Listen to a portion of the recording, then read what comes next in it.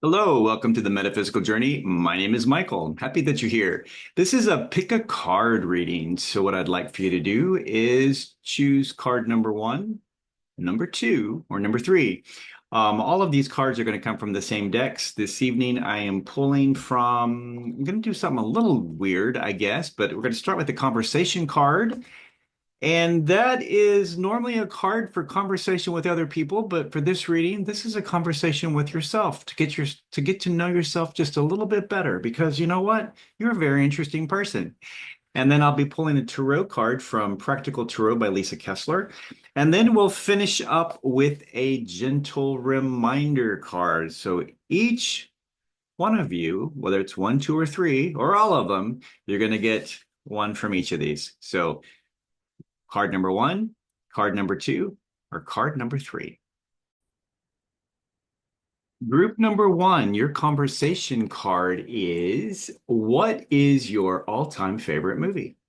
So, what is your all-time favorite movie? You probably have discussed it with other people, but it's something to think about. If you're a journaler, you might want to write a journal entry on that. What is your all-time favorite movie and why? The tarot card that came out is The Lovers. So, is it a romantic movie? Um, really think about this. Your all-time favorite movie, there's something in there that resonates with you that whenever you watch that, it gives you some type of emotional response, whether it's really happiness, um, which comedies often do that, but it could also be something in that movie that you remember when going back and thinking about the past, or there's something in that movie that represents the ideal relationship that you wish that you had, or that at one time you did have, or that currently you're in a relationship and you want to make it look like what's in the movie. So when we have a favorite movie, there's something in that that resonates with us. And that's really what you can be thinking about right now. What is it about that movie? And is your life portraying that? Does real life reflect the cinematic life? That it's really what I'm picking up on this one. There's something in the all-time favorite movie that you're being asked to look at because it's very possible that you are comparing yourself to that movie. And you're being asked not to do that because you are an amazing person and you can have whatever you want. But remember that what we see in the movies and also too what we see reflected from other people is not really reality. Underneath the surface, they're acting. They're actors. They're taking on a persona or a character. And we do that in our lives as well. The face that we put forward for others to see isn't a reflection of the heart that lies within. So, in your all time favorite movie, if you look at this card, you have the knight in shining armor, and then you have the damsel or the young lady who possibly is in distress and he came to save the day. This can represent so many different things in our lives that we're looking for someone to come in and save us, or we feel that we need help, or we've we can feel all kinds of things with this. There's, I'm chick flick, the term chick flick. A lot of guys do not like chick flicks because they're very emotional and it makes their wife or girlfriend act differently afterwards because there seem to be these expectations. It's as if the men know that, and women as well, know that the other person is kind of comparing the real life situation to what's on the screen, and it never measures up. We never measure up when we compare to that. So for card number one, I think that's really the message coming through is don't compare yourself to something else because there is no comparison. You are not like anyone else. And your relationship and your life is however you choose to make it. And if we are constantly comparing ourselves to other things, we're not going to measure up because that's not even real.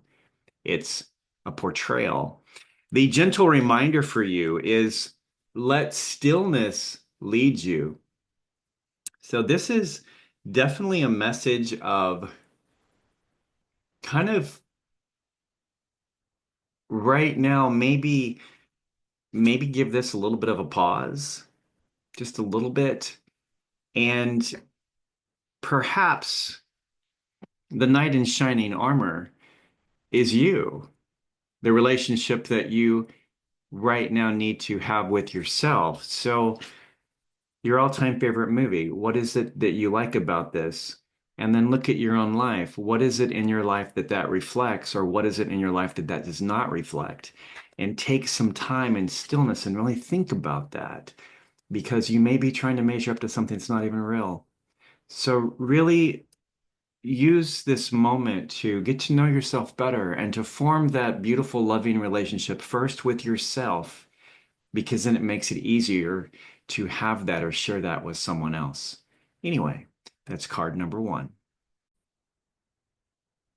Card number two, your conversation card is, if you could be any animal for a day, which one would you choose? Now, when this card came out, I wanted to put it back in and get another one because I'm like, this is a challenge. But it's really not, actually. The second card that came out is the Two of Cups, similar to the Lovers in a way, the Two of Cups. So if you could be any animal, could you choose? And what I hear on this is unconditional love, unconditional love. Because with animals, I know with dogs, not with cats, but with dogs, they love unconditionally. They really do, unless they're horribly abused, but they just love us.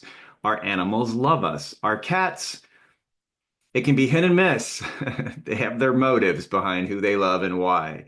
My cat likes me because I can work the can opener, and that's my purpose in her life. But unconditional love, and there are times when we don't necessarily feel like we are getting that from other people, the Two of Cups. And this is that type of that relationship where just two different people come together and they create this third beautiful energy. So what type of animal would you be? And why are you choosing that animal? Look at that animal like a totem animal, a spirit animal. And if you don't know much about it, look it up, Google it or something and see what the spiritual characteristics or qualities of that are, because that is an indicator of something that you may feel is lacking within yourself, or something that you desire within yourself, that you want that for your own life and you want to manifest that with another person. So these two, as much as I want to throw this back, they really come together well for me of what I'm picking up on this, is that it's unconditional love. Maybe we feel like we're not getting it. Possibly this is happening because it's time to really take a closer look at the relationship. It's like, is this doing what I need it to do for me? Am I doing for it what I need to be doing for it to strengthen it? So it's a two-way street, definitely in a Two of Cups type of thing. And this is about emotions and love. It's definitely emotions. So if you're not feeling the unconditional love, it's time to look at that and ask yourself, what do I feel I'm worthy of? What do I deserve in life? Am I getting that? And if I'm not getting it and I don't feel like I'm getting it, why? I mean, if an animal can love unconditionally, and I'd rather be a dog right now than anything else, why is that? Um, that's pretty much the message on card number two. It's about unconditional love. And if you feel that you are getting it, and if you're not, why not? If you are doing everything you know to do and it's still not happening, it's time to consider that relationship. Just reconsider it. It may not be the one for you. There may be unconditional love out there for you, as much as a human can give. And maybe you're just in the wrong. You haven't found the right match yet. You haven't found your right place. The gentle reminder card is, not everyone will grow at the same pace as you. So that could indicate what's happening here. You're in a relationship and it's just, you're not in sync with the other person. You perhaps are trying to do so much, you're growing, you're learning, or you're trying to make it better, and the other person's just not there yet Does it make them a bad person? Absolutely not. They're on their own path, just like you are. And they have to go at a certain pace to get to where it is. It also could be that it's a type of a relationship that they're just not ready for, perhaps the commitment or the level that you are at. You may be thinking, let's make this something more official or more permanent, or let's just change it in some way. And the other person's just not there yet. And that could be perceived by you as they don't love me. Well, maybe they do. It's just they're in a different place. So perhaps this is a question you can ask them. If you could be any animal for a day, which one would you choose? And listen closely to what they tell you and ask them, say, that's a great animal. Why are you drawn to that one? And see what they say about the characteristics of it that they admire, because that gives you an idea of what they may feel is lacking in the relationship that you have with them. That sounds a little far out there, but you learn so much from people when you do have a conversation. You ask them the weirdest questions because they will open up. They can talk about a third party thing, an animal, about what they admire about the animal. And what they may be telling you is giving you that secret of where they are inside and why the relationship may not be where you want it to be because they feel safe talking about the animal, but not how they feel. So, this could be your ticket for this relationship of trying to find out, where do we stand right now? What's going on? And this doesn't have to be a romantic relationship or anything like that. It's any relationship, especially if you have friends that you have kind of grown distant, or there's like something's happened. You can feel it, but you don't know what it is. Ask them non-related questions to them and their heart and their emotions, and see and listen closely to what comes out. Um, because not everyone is at the same pace as you are. Something to consider. And that is card number two. Card number three, your conversation card is, do you prefer coffee or tea? Which is it, coffee or tea? The tarot card is the Chariot. All right, I'm going to put these two together. This is pretty cool. The Chariot is about moving forward, advancing, progressing, whatever. But on the Chariot, what is really amazing about this is that you'll notice there are no reins. Well, on this one, they have reins on the horses in the back, but normally in the Chariot, they do not. And those reins, though, only are around the neck. It goes to like a collar around the neck, not any type of a bridle or bit, which means the chariot driver is not directing the horses. They're going in their own way, and you have a black and a white. So this represents, the two different parts of ourselves, the mind and the will, the intention, mind and energy. All those different things have to come together to be in sync, to align and move forward. So we have to know these two different things. You could compare this to, do you like coffee or tea? Now, if you can't decide which one you like, you're not going to drink anything and you're going to be thirsty. And in life, if you don't make decisions through your will, your consciousness, and that your chariot's not going to go forward, because the horses are in sync with the mind and the heart of the driver. And if the driver can't make up their decision, the horses are just going to sit there. So moving forward, you do have to make some type of decision here. What do you want out of your life? Where do you want to go? More importantly, which direction do you want to go? If you can't figure that out and make a decision one way or the other and bring all that together, you're not going to move forward. So that's really what card number three, the collection of cards for number three, is about. You're in a place right now where you need to make a decision. You need to bring it together. Sync your heart with your mind, instead of maybe you're just in your head right now and you're having this two of swords moment, and you're just like, what do I do? What do I do? I'm paused. I'm stuck. This sounds very familiar to me right now, actually. But you're stuck. It's like, what do I do? My passion is this, but my mind is saying this. It's time to bring those two together, put those in alignment, and be able to make a decision and move forward, because only then will you start to move forward. Your gentle reminder card is you deserve to give yourself tenderness anytime you wish. So are you beating yourself up over this right now? Are you feeling like I'm a loser? I don't know what to do. I just can't make up my mind. I'm procrastinating. I'm coming up with every reason in the world not to move forward because I'm saying I'm not ready.